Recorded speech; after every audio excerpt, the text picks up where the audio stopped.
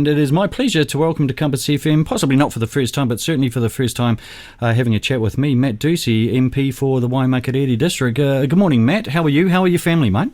Good morning, Kerry. Yeah, we're doing well, thank you. Firstly, thank you to your radio station for keeping our local communities connected. I'm pretty much like a lot of people out in the Waimak. I've been joking, home feels a bit like a mini Gloriavale at the moment. My wife's homeschooling in one room because she's off work, and my daughter's off school and my son's off nursery, and I'm in the other room working from home. Well, it's the big office in the Waimakariri District as far as national politics is concerned, Matt. Look, we reached out to you because you reached out to the community there a wee while ago. You actually did a pretty cool thing. You rang around a lot of businesses going, what can I do as far as the MP for the Waimakariri do for you? And we thought it would be a great idea to get you on the phone and say, what have people been able to ask you, or what have you been able to do for businesses around the Waimakariri community in your role? Well, that's right, Kerry. For me as a local MP, it's very important to be as accessible as possible. So I sit on the Business Committee in Parliament, and that's a committee that oversees how Parliament operates, and it was very clear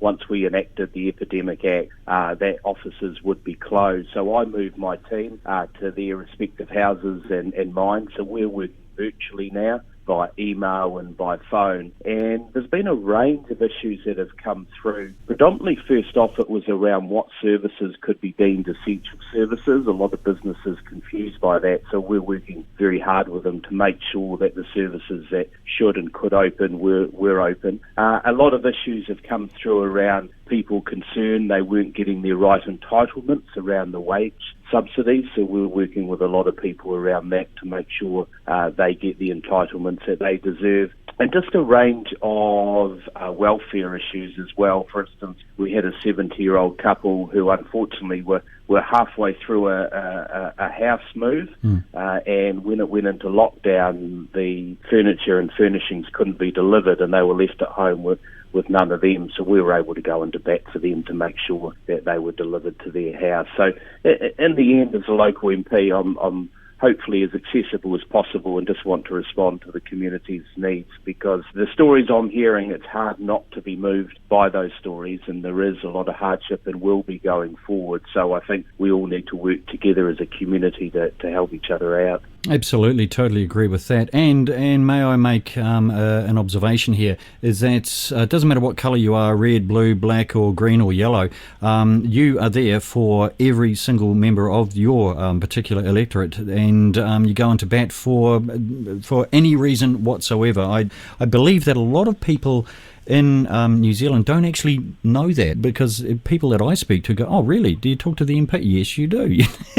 That's why they're there for, to do things. So well done for you there, Matt. How is your team responding to the lockdown and working remotely? Have there been any issues with that? Yeah, at first there's a lot of hesitation. We're using new technology. Of course, there's a platform now called Zoom, which not many of us had heard of before the lockdown, but now we probably consider ourselves experts at it. And I think once we start to trust that technology, a lot of the work we can facilitate remotely. And it's probably true, we've learned a lot how now technology is embedded in our lives. And we can do a lot by phone, we can do a lot by email, a lot by online platforms, but I do think once the lockdown is lifted, people do prefer face-to-face. And I know many people are saying we can do a lot more online and virtually, but I think for communities like Waimakariri, we're very parochial. That's how we responded post-earthquake so successfully. And I think once the lockdown ends, we're going to get back out and go to our local shops and back to our local community groups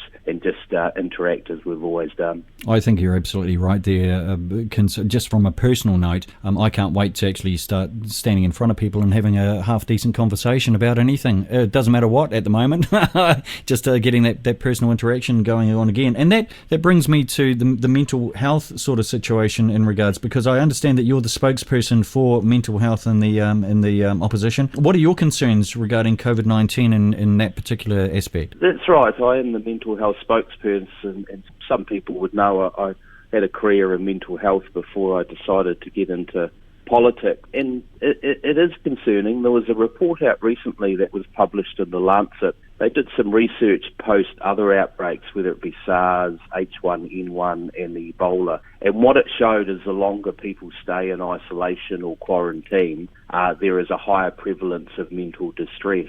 And the way to overcome that is obviously keeping connected in alternative means. So it's, whether we do it that by phone or online, as well as keeping a routine as much as possible and keeping our physical activity up, going for a daily walk or a bike. But it is concerning. We will see a growing mental distress in the community, and I suppose what we need to do, it's incumbent on all of us to look out for each of the other people in our street or our community, and just make sure that people are feeling a bit of pressure at this time, and to make sure we keep connected. It's sort of like just be kind to people, be kind to the community. Yeah, I agree, and I know we hear community leaders say that, and probably it's more pitched to the metropolitan areas, if I could be frank, because I do think in communities like Waimakariri and North Canterbury, we are quite parochial and we are kind as a default. So if anything, we just need to keep on doing what we're doing, I think. That's absolutely brilliant. Now, look, if someone does need help from you, what's the best way? How's the best way of getting in contact with Matt Doocey, MP for Waimakariri? Well, normally I'd joke then and say just when I'm loading the groceries into the back of the car with a couple of screaming kids, because that's what you normally incur as a local MP living in the electorate. But of course, a lot of that is by the wayside now with no contact and social distancing. So I'd encourage people to jump on, have a look at my website or my Facebook, or there's 2 phone numbers there you can call. There's also my email address, waimakariri@parliament.govt.nz. And we'll respond to you pretty quickly, and we're here to help. Oh, that's wonderful. Matt Doocey, you don't mind me calling you just Matt, do you, No, Matt's fine. Okay. I can only get called Matthew when I'm in trouble. Oh, really? What about if I call you the Deuce? Can I call you the Deuce? Yeah, well, that was a nickname that myself and all my siblings had through high school. Oh, really? Here's me thinking, quite clever, but okay. Hey, Matt Doocey, MP for Waimakariri. I do appreciate you taking the time to have a chat to Compass FM and the wider Waimakariri and into the Huranui as well, because much of what you're saying affects everyone here in North Canterbury. Please join us again, and if there's anything that we can do to help spread the word, whatever it is, then you just let us know and we'll do our best for you, okay? How does that sound? Perfect. Thanks, Kerry, and thank your station for everything you are doing in keeping everyone connected in this difficult time. Hope everyone stays safe. Wonderful. Thanks, Matt Doocey. Compass FM.